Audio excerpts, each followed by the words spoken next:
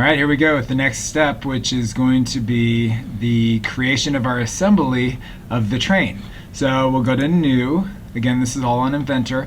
This time we're going to use an assembly file, which you haven't used yet in Inventor. So it's called a standard IAM. Standard IAM is Inventor Assembly. Go ahead and open that up. Now we're going to go up to what's called Place. When you click on that, it's going to open up it's going to allow us to look through all of our it's going to allow us to go find our parts. So we need to navigate through, open Centaurus, engineering, classes, intro, projects, and the train project. And here we go. Now the first part I bring in is, naturally it's going to be grounded. The first part you bring into any assembly, whether you're using SolidWorks or Inventor, will be grounded. And I want my train body to be that part. So I'm going to go ahead and bring in my train body first. And I'm just going to click once. And there it is. Now if I continue clicking, it's going to put in multiple occurrences of this, and I don't really want that. So I'll right click and I'll say OK. And that lets it know that I'm done. And now I'm going to go ahead and right click on the additional ones that I didn't actually need. Well, this time I'm just going to left click on it and hit delete. So left click and then delete. Alright, so there's my train body. And if you notice over here somewhere, well, it should be grounded. Maybe it's not. Anyways, we'll go to Place. And next we will come in with the wheel. And I want 1, 2, 3, 4 of those. And then I can say OK. Then we'll go back up to Place. And I'm going to bring in my linkage arm. I don't even remember what I colored everything, so we'll see how good my colors look together. There we go, 1, 2 linkage arms. And we'll go to Place. And we need the axle peg. So now what you can do is you can actually, if I place these, if you want to rotate, if I right click when I've got a part selected, I can rotate it on the X, Y, or Z axis. That is an option if you want to go ahead and rotate it while you're placing it. I usually don't. I just I rotate it later, or just wait till the constraint rotates it. So, but that is an option for you. And then we just need 4 of the link pins. So we'll get that guy, and we'll say 1, 2, 3, 4. Alright, and those are the parts I'm going to need. So we'll start with the wheel. So I'm going to go right over here to Constraint. And when I click on that, it's going to show me my different options for constraining things. Now most of what we're going to use today is Insert. In order to use Insert, you need to have cylindrical and conical objects, something with the center axis that goes through it.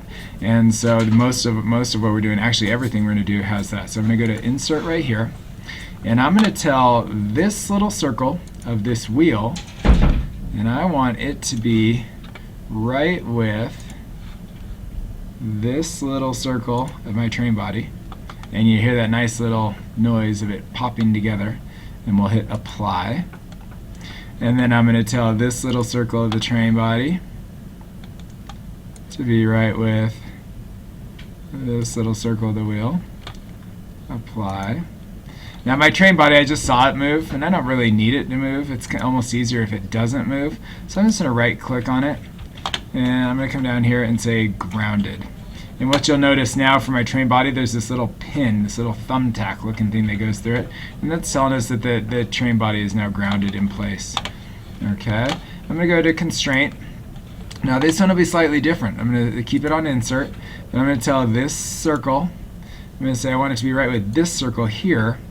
And it actually flipped it for me. A lot of times it wouldn't flip it. So it somehow decided that doing it opposed, where those circles were opposed to one another, was for the best, and it was right. Now sometimes it will have brought it in like that, where the material was inside of it, and we would have had to then choose, instead of aligned, you would have chose opposed. So we'll say Apply. And let's get this wheel, and we'll go ahead and put it with this circle right here. And again, it got it correct. All right, now these are the linkage pegs, the axle pegs that are going to hold those wheels on. And we're going to go ahead and tell that to be right in here. So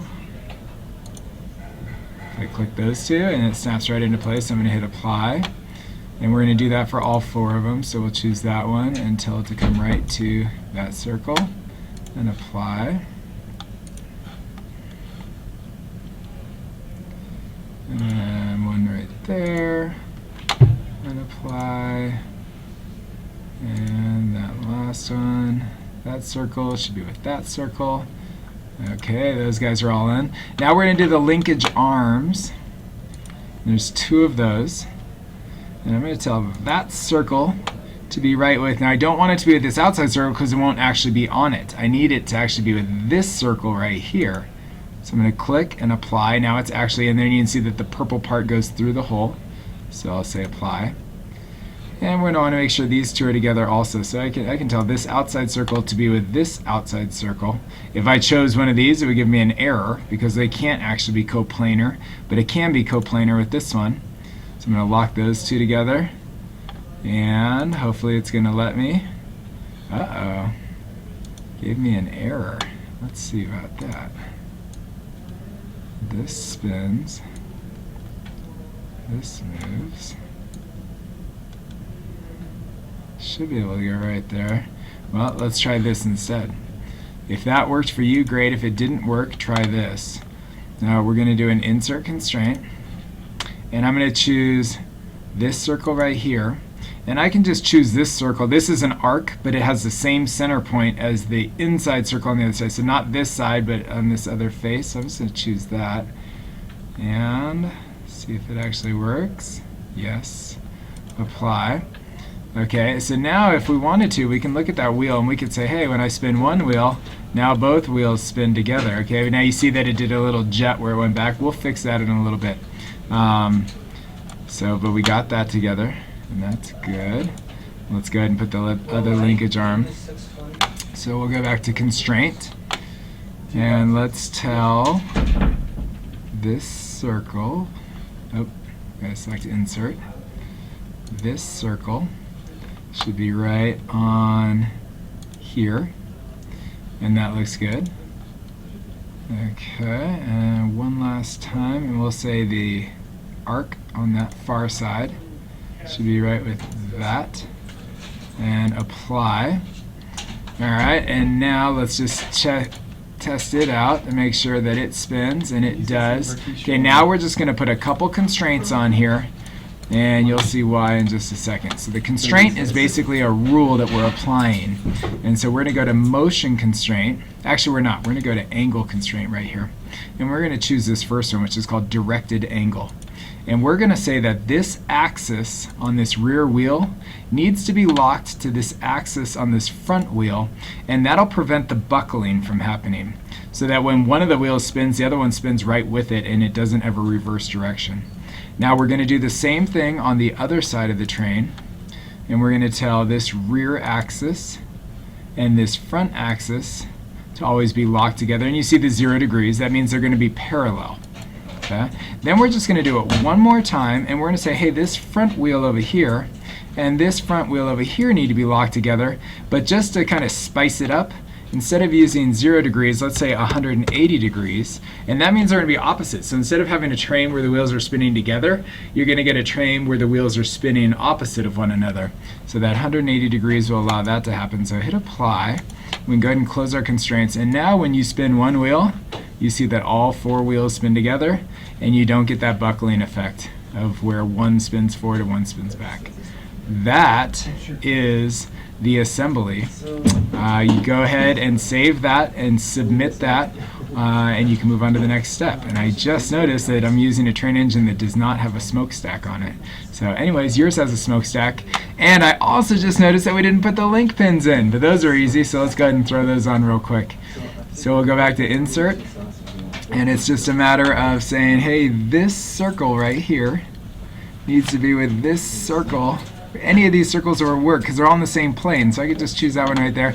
And it went in the right way. Now, had it gone in backwards, we just have to flip the align versus opposed, but it chose the right way, so we'll say OK. And then we just got to get the other 3 on there real quick. And that little circle needs to go right with one of these circles. That'll work. Okay, apply. 2 more. Let's look at that. That little circle. And right there. And 1 more. And right there. Apply. And isometric view. And there's our train. Save it, submit it, and get your grade check.